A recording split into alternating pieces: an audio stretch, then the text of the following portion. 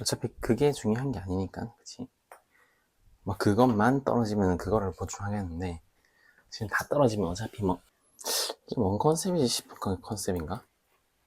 모르겠고. 살다가 보니까 제 또래 중에 뭐 30대 초반 중반 한평생을 배려심을 가지고 착하게 산 사람이 꽤 많이 있어요. 근데 그렇게 사는 게 사실 나쁜 건 아니거든요. 그 에리 프롬이 사랑의 기술이라는 책에서 그 사랑하는 방법 중에도 배려심을 가지고 결국 이타적인 사랑이 가장 높은 단계의 사랑이라고 하거든요. 그래서 그런 사랑을 하는 거는 굉장히 멋진 사람이거든요. 근데 중요한 건 뭐냐면요, 한평생을 그냥 착한 사람, 이타심을 가진 사람으로만 살았다는 건 잘못됐다는 거예요. 잘못됐다 말하면 좀 마음에 상처가 생기나요? 근데 저는 그렇게라도 좀 세게 말하고 싶어요. 물론 잘못된 건 아니죠. 그게 잘못됐으면은 막 남한테 피해 끼치고 뭐 범죄 저지르고 이런 사람들은 거의 뭐 지옥에 떨어져야죠. 잘못된 건 아니지만 잘못됐다고 얘기하는 이유가 뭐냐면요, 우리가 남을 사랑하기 위해서는 일단 내 자신부터 사랑을 해야 된다는 거예요. 근데 일평생을 착하게만 살아온 사람들은요, 자기 자신을 사랑해 본 적이 한 번도 없어요. 심지어 자기 자신이 무슨 얘기를 하는지, 뭘 좋아하는지, 어떤 걸 원하는지 한 번도 들어본 적이 없어요. 그냥 타인을 위해서만 살아왔던 것 뿐이죠. 그래서 타인이 말하는 거에는 귀를 잘 기울이고 타인이 얘기하는 것들은 잘 들어주고 눈치는 되게 빨라요. 그래서 주위에서는 항상 좋은 얘기만 하죠. 그 사람에 대해서는 누구누구는 정말 착한 사람이다, 정말 좋은 사람이다. 그리고 자기도 그게 굉장히 만족스러워요. 그러니까 30몇 년을 그렇게 살아왔겠죠. 근데 그렇게 살다가 이제 딱 한순간 뭔가 깨지는 순간이 오는 거예요. 저도 그렇게 살았거든요. 저는 초등학교, 중학교까지는 되게 그렇게 열심히 살았던 것 같아요. 근데 중학교 3학년 때쯤에 저는 이제 남중남고를 나왔거든요. 굉장히 그 뭐랄까, 그 남자들의 어떤 요구되는 것들을 성실히 수행하지 못하면 속된 말로 찐따라고 하죠. 그런 게 된단 말이죠. 그래서 저는 굉장히 좀 세심하고 동감을 잘하고 감수성이 좀 예민한 남자거든요. 그러니까 일반적인 남자애들하고는 좀 달라요. 그래서 말에 굉장히 쉽게 상처받고, 그러다 보니까 초등학교, 중학교 때는 말을 최대한 안 하려고 했어요. 상처를 많이 받으니까. 지금 세보면 큰 건 아니었던 것 같고, 나 스스로 뭔가 겁이 많아서 잘 이겨내지 못했던 것 같아요. 어쨌든 그렇게 살다 보니까 중학교 3학년 때 저를 괴롭히는 애들이 생기기 시작했어요. 가만히 있는데 참 못됐죠, 그죠? 근데 못돼도 어쨌든 그게 남자애들 습성이니까 그런 못된 애들한테 좀 당했는데, 그러고 나서 좀 깨달았어요. 아니, 이게 나를 안 지키면은 남이 나를 지켜주지 않는구나. 내가 아무리 착하게 얘기하고 주위 사람들이 배려하려고 해도 결국 내가 나를 안 지키면 아무도 나를 안 지켜주는구나. 그거 그때 깨달았어요. 뭔가 그 남자들의 세계에서. 그러고 나서 되게 좀 당당하게 행동하려고 하고 나 자신을 먼저 챙기려고 했던 것 같아요. 근데 내가 사회에 나와서 친구들한테 상담을 해주고 하다 보면은 한평생을 그렇게 그냥 착하게 산 사람들이 있어요. 나처럼 뭔가 인생에 큰 굴곡이 없었던 거죠. 지금 내가 쉽게 얘기하지만 사실 그때 되게 힘들었어요. 그 남자애들은 뭐 따지는 거 없거든요. 그냥 막 만만해 보인다 싶으면 막 그냥 내리 깔아버리거든요. 그런 친구한테 밟혀 살면서 고등학교 때는 그렇게 안살아지 하면서 성격을 되게 많이 바꾼 나와는 달리, 특히 여자애들은 기본적으로 커뮤니케이션을 중요하게 생각하고 서로 간의 친목들을 되게 중요하게 생각한단 말이죠. 그래서 좀 약해 보여도 여자애들끼리는 되게 잘 챙겨주고, 그리고 또 그런 애들이 착하게 대해주면 되게 좋게 대해준단 말이죠. 그런 삶을 살다 보면은 남을 위해서만 사는 친구들이 많이 생기더라고. 그걸 또 뭐 착한 아이 컴플렉스라고도 많이 하는데, 사실 그런 컴플렉스 어떤 증상으로 부르기에는요, 너무 많아요, 그런 사람들이.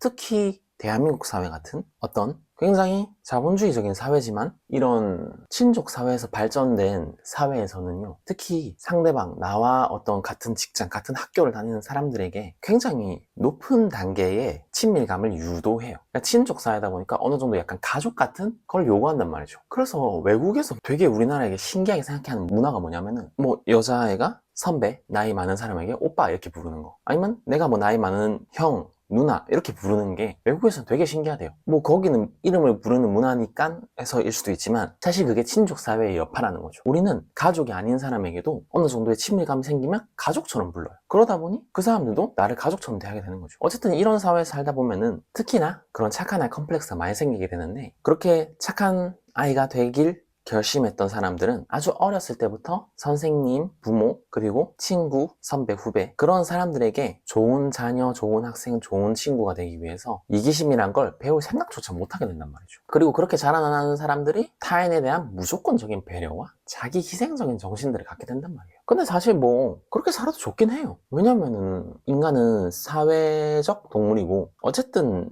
타인과 살 수밖에 없잖아요. 그죠? 그러니까 평생 그렇게 살면은 그냥 평생 좋은 평판을 가지고 좋은 사람, 착한 사람이라는 얘기 듣고 그 사람들에게 어느 정도 도움도 받고 내가 도움도 주고 하면서 잘 살 수 있어요. 그 문제가 되지 않아요. 사실 다른 사람과의 관계에서는 전혀 문제가 되는 부분은 아니에요. 근데 중요한 건 뭐냐, 내 마음에서 계속 힘들어한다는 거죠. 왜 자꾸 나는 남만 배려해야 돼? 왜 남 좋은 일만 해줘야 되지? 이런 생각이 자연스럽게 드는 게 내가 나빠서가 아니라 인간이라서 그래요. 결국 나는 나잖아요. 내가 타인을 위해 존재하는 사람이 아니란 말이에요. 인간은 어쩔 수 없이 이기적으로 살 수밖에 없는 생물이고 타인을 위해서만 사는 성모 마리아 같은 천사 같은 사람이라면은 괜찮죠. 근데 우리는 평범한 인간이다 보니까 대부분의 사람들 그게 힘들어요. 불가능하단 말이에요. 그래서 조금이라도 뭔가 나의 자의식이 생기고 나라는 존재가 어떤 존재인가, 특히 저는 제가 힘들었을 때 그 존재가 깨어났거든요. 대부분 그런 것 같아요. 제가 아는 어떤 사람도 30대 초반이에요. 여자인데 한평생을 그냥 남에게 배려하는 것을 너무 당연하게 생각하고 살다가 이게 언제 깨어났냐면 본인이 이제 결혼을 하고 싶으니까 연애를 시작한 거예요. 근데 연애를 하니까 그 사람을 배려하는데 너무 열받는 거예요.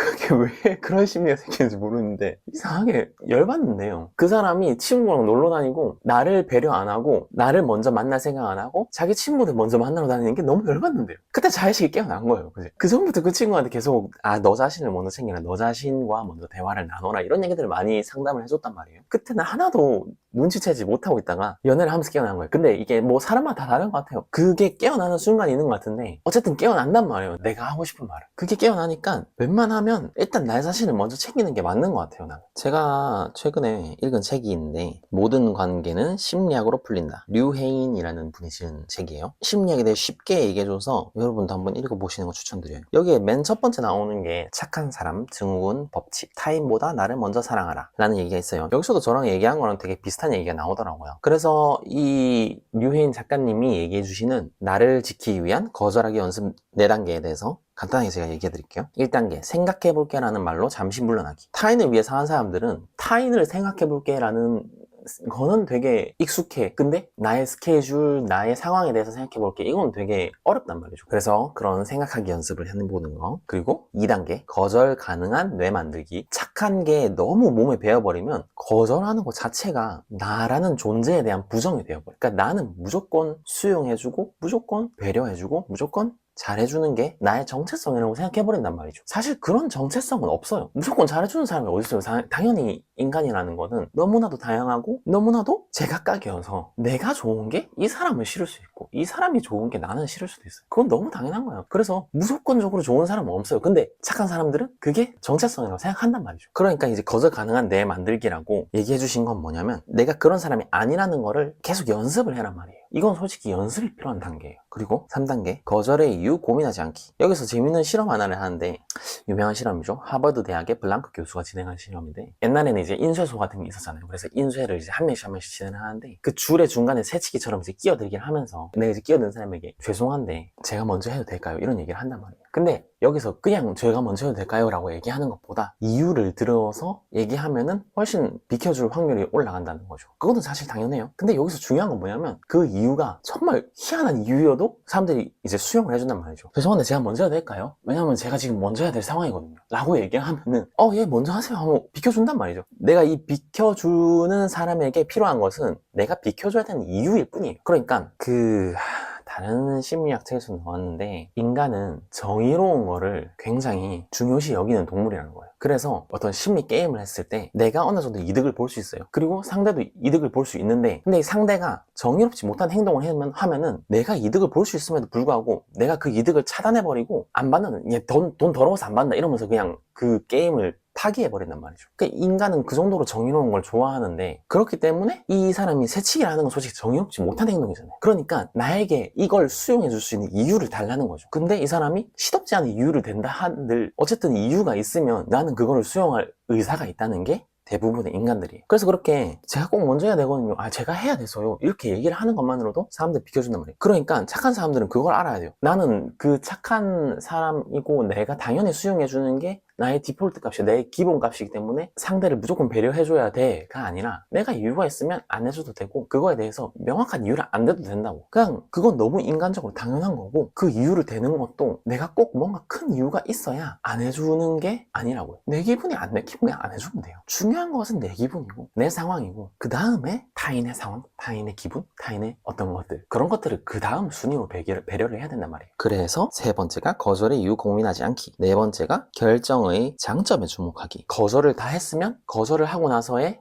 죄책감, 미안함 이런 것들은 좀 생각하지 않고 거절에 대한 장점을 먼저 생각하자라는 게 이분의 주장인데 이 얘기가 그거예요. 나 자신을 먼저 생각하자. 그러니까 내가 장점에 주목한다는 게 내 인생에 먼저 주목한다는 뜻이에요. 그러니까 이 사람이 만약에 야 나 숙제 좀 대신해줘 라고 했을 때 그 숙제를 하나 1시간은 내 시간을 버리는 거잖아요. 대신에 내 1시간을 얻어냄으로써 내 기분이 더 좋아진다거나 아니면 내가 더 유용한 어떤 자기 개발을 할 수 있다. 또는 아무것도 안 해도 그냥 가만히 쉬는 인물로서 내 체력을 더 올릴 수 있다. 그런 장점에 주목하는 거죠. 사실 이거는 조금 힘들 것 같긴 해요. 왜냐하면 착한 사람들은 그런 생각이 쉽지 않거든요. 나도 착한 사람 오래 해봐서 알지만 근데 억지로라도 계속 자기중심적인 사고를 하게 만드는 것 같아요. 자, 오늘 이렇게 무조건적인 배려를 하지 않는 법에 대해서 좀 얘기를 해봤는데요. 다시 한번 얘기하지만 배려심이란 거는 좋은 성격은 맞아요. 배려심은 인간으로서 가질 수 있는 가장 가치가 있는 성격 중에 하나고 마음 중에 하나라고 저는 생각해요. 근데 나 자신부터 먼저 챙기고 내가 행복하고 그 다음에 상대를 행복하게 해줘야 된다.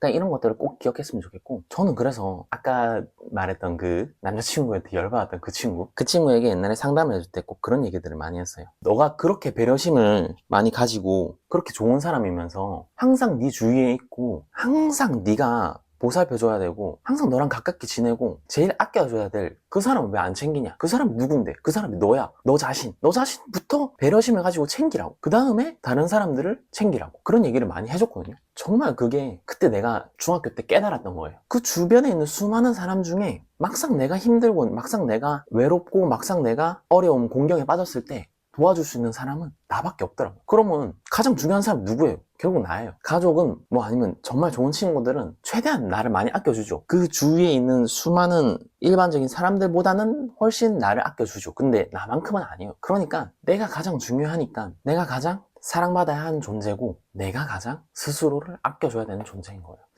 커피잔이 어쨌든 저는 내 인생에서 어떤 깨닫는 점들에 대해서 계속 이렇게 얘기를 할 거고요. 참 이 영상 만드는 게 힘들더라고요. 예전에 착한 아이 컴플렉스 해가지고 남들한테 말도 잘 못하던 그 아이가 어느새 자기 자신을 더 사랑하고 아껴주고 자기 자신을 발전시켜 나가면서 어떻게 커갔는지 그리고 그렇게 커가면서 이제는 다른 사람들을 도와주고 어떤 좋은 영향력을 끼치려고 하는지를 담아내는 영상이라고 생각하시면 좋을 것 같은데요. 그러기 위해서 이제 많은 사람들에게 내 얘기를 전파해야 되니까 베스트 인플루언서가 돼야 돼요, 저는. 그래서 여러 가지들을 많이 도전하고 있어요. 그리고 옛날에 제가 20대 후반에는 음악을 해보려고 막 랩 같은 것도 막 하고 그랬거든요. 그때 당시에는 내가 버스킹도 하고 하면서 말을 되게 잘했던 것 같았거든요. 그래서 내가 영상을 이렇게 만들고 인플루언서가 되겠다. 지금 내 직장에서 나는 프리랜서가 되고 싶다라고 직업을 바꾸고 싶다. 그런 생각을 가졌던 건데 막상 영상을 만들고 내가 영상을 편집해보고 영상을 올려보니까 되게 말을 못하는 거예요. 그래서 옛날에 내가 어떻게 했었지? 라는 생각이 들어서 최근에 이제 버스킹을 한번 해보려고 해요. 이 영상 올라오고 그 다음 영상은 아마 제가 버스킹을 하는 영상, 뭐 노래를 올릴 수도 있고 약간 토크쇼처럼 지금 이렇게 얘기하는 것들을 얘기해보려고 하거든요. 그런 것도 한번 올려볼게요. 반응이 좋고 보는 사람들이 많으면 계속 그런 쪽으로도 올려볼까 하고 하여튼 다양한 시도를 하고 있으니까요. 25개월 애 아빠도 이렇게 열심히 사는구나 라는 생각으로 여러분들도 열심히 살면 좋겠고요. 하여튼 이 유튜브의 주제는 항상 어떻게 하면은 행복하게 살 수 있는지 특히 그 중에서 나는 이제 심리학 그 중에서 관계, 다른 사람과의 관계, 나 자신과의 관계를 어떻게 만들어내면 내가 행복하게 살 수 있는지에 대해서 꾸준히 얘기해 볼 테니까요. 계속 찾아오셨으면 좋겠고 원래 반말로 하다가 이번엔 존댓말로 해봤는데요. 뭐 나는 이런 식으로 이제 계속 하다 보면 어느 정도 갖춰지겠죠? 그 과정이라고 생각하고 있고 어쨌든 오늘 영상은 여기까지고 그러면 다음에 또 만나요.